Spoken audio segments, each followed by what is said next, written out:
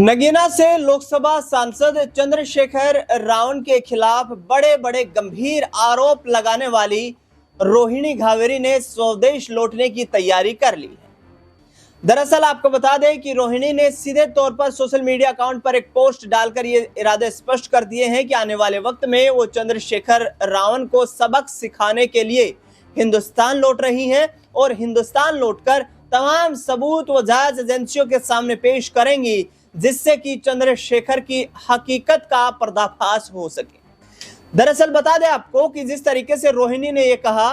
कि चंद्रशेखर के साथ मैं करीब 2018 में संपर्क में आई, 2018 से लेकर के 2020 तक मैं चंद्रशेखर के साथ रिलेशनशिप में रही।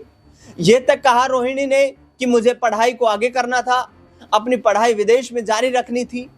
इसीलिए मैंने चंद्रशेखर से ये कहा कि मुझे इसमें आपका सपोर्ट की आवश्यकता है। लेकिन चंद्रशेखर ने कहा कि मैं आपको सपोर्ट तो करूंगा, और इस बहाने उन्होंने ये भी कहा कि वे आगे आने वाले वक्त में दोनों शादी के बंधन में भी बंध जाएंगे। दरअसल इस बहाने चंद्रशेखर पर आरोप लगाते हुए रोहिणी ने कहा कि चंद्रशेखर ने कई बार दिल्ली में अलग अलग जगह पर मुझे उन तमाम होटल्स में बुलाया और उसके तमाम जो साथी थे, उसके तमाम जो पार्टी के सहयोगी थे, उनके फ्लैट्स पर बुलाया। वहां पर मेरी इच्छा के बगैर मेरे साथ घिनौना कृत्य किया, शारीरिक संबंध स्थापित किए। जब मैंने इसका विरोध किया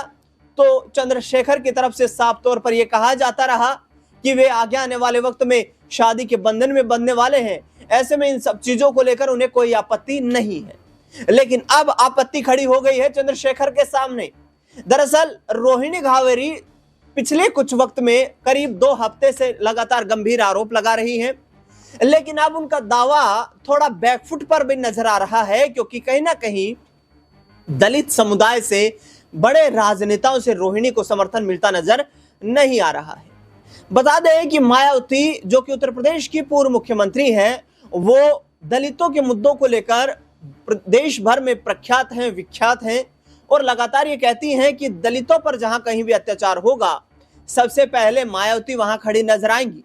तो आखिरकार दलित बेटी रोहिणी घावेरी को अब तक मायावती के द्वारा समर्थन नहीं मिला है, और ये समर्थन ना मिलना राजनेताओं का ये कहना है कि कहीं ना कहीं चंद्रशेखर को बैकडोर से मायावती का सपोर्ट प्राप्त है। अभी तक जिस मायावती को चंद्रशेखर के खिलाफ सड़कों पर उतर जाना था, उनकी पार्टी के कार्यकर्ताओं को चंद्रशेखर के खिलाफ हल्ला बोल कर देना था, वो मायावती की पार्टी आखिरकार शांत क्यों बैठी हुई है। दरअसल रोहिणी ने कहा कि उन्हें किसी राजनेता से कोई उम्मीद नहीं है, लेकिन न्यायपालिका पर पूरा भरोसा है। न्यायपालिका इस पूरे मुद्दे की गंभीरता के साथ जांच करेगी, और इस पूरे मुद्दे की जांच करते हुए आगामी वक्त में कहीं ना कहीं चंद्रशेखर को मुश्किलों का सामना करना पड़ेगा। हकीकत जब उसके सामने आएगी तो आखिरकार चंद्रशेखर कहां छुपेगा। रोहिणी ने कहा कि मेरे जो तमाम आरोप हैं वो आरोप किसी भी आधार पर गलत नहीं है, निराधार नहीं है,